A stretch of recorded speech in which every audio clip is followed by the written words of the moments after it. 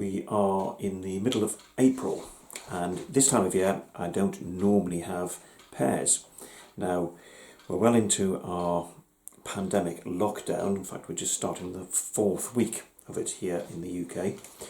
And a few days ago I got a donation from a local supermarket of various foods that they were about to throw out, and they gave them to me to give to the animals at the Winnies. Now, I'm the one who looks after the animals there. I keep them, and I looked at the food that we were given, and amongst them were these pears. There was something like I think 10 packets or so of these, and like all the food that they gave us, it may have gone past its sell-by date, but it was in absolutely tip-top condition. So I thought to myself, absolutely no way we were going to throw this out.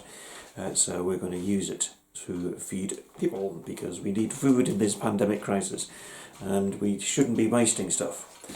So what I'm going to do is convert these pears into a chutney, and we're going to give them to the final jars that we make to the Winnies Community Garden, which is where the food was donated to in the first place for feeding to the animals, but obviously this time we're going to be feeding the people. So we're going to show you in this video how to make a pear chutney.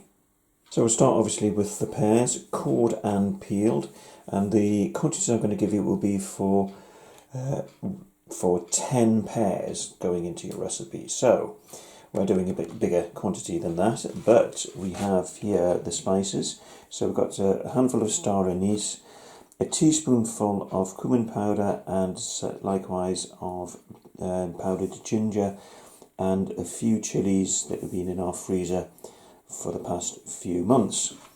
And then 250 mils of red wine vinegar, and then 50 grams of sultanas, and 2 onions. Let's just go back to that one. Actually, I think they are raisins rather than sultanas. So either way, it doesn't really matter which one you use.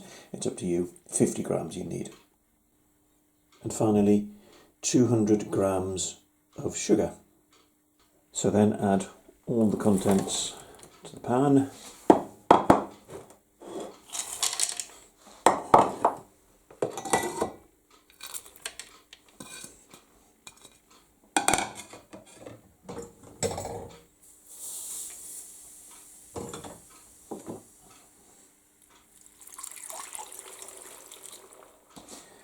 And then apply some heat. When it's come up to the boil, turn the heat down and let it simmer. With this sort of quantity I've got here, it's probably going to take at least a couple of hours, but we're going to reduce it down to about 2/3 of what's there, and we want the consistency that of a thick sauce. So clearly this has some way to go yet. So the chutney has been simmering away for a few hours now. As you can see, it's reduced down quite a bit, and it's got the texture that I'm after. Nice thick syrupy type texture to it. So this is now ready to go into hot sterilised jars. So there we have it, one of 9 jars of pear chutney.